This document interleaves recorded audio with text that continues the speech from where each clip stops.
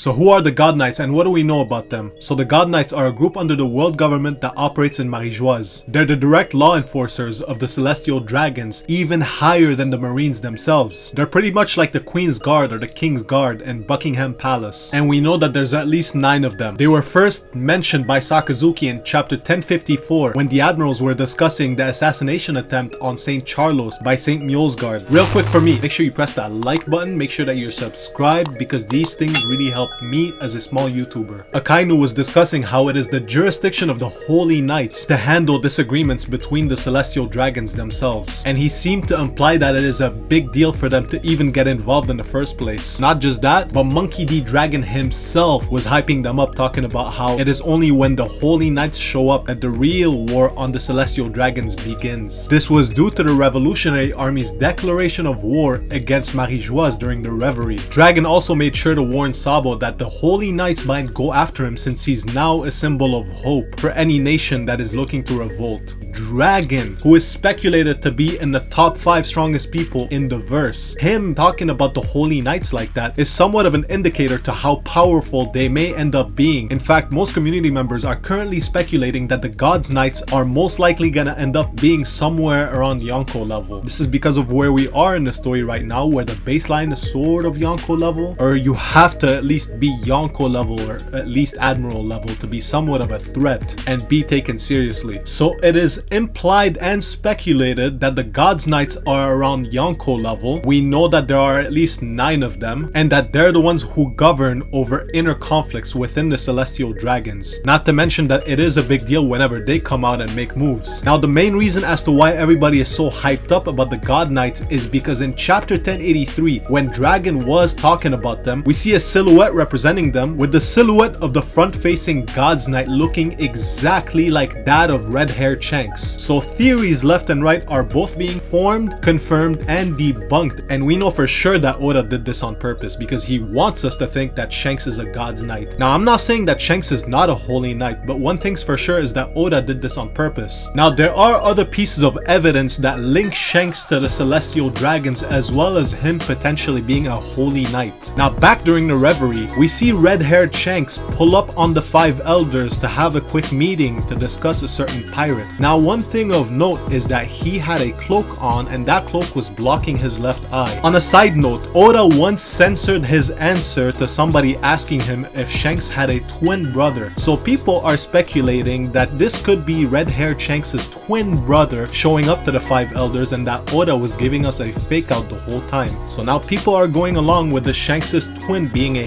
Holy Knight theory and assuming that it's most likely the case. Me personally, I'm withholding my judgment until I see more, but other than that, there are actually more pieces of evidence that link Shanks to the Celestial Dragons. During Film Red and the lead up to Film Red, we learned that Roger had found Shanks within a treasure chest in God Valley. God Valley, a mysterious location where the Celestial Dragons were at. Not just that, but during Film Red, the 5 elders mentioned Shanks being from the Figureland family. Are the Figureland family and red-haired Shanks perhaps world nobles? There's no way to know as of right now, but one thing's for sure is that the Holy Knights themselves are most likely to be Celestial Dragons, as what else gives them the authority to govern over other Celestial Dragon affairs? We'll just have to wait and see. Now if you've enjoyed this video, make sure you press that like button, make sure that you're subscribed because these things really help me as a small YouTuber. Besides that, the common question of the day is, do you think that red-haired Shanks is part of the Holy Knights? Leave your thoughts in the comment section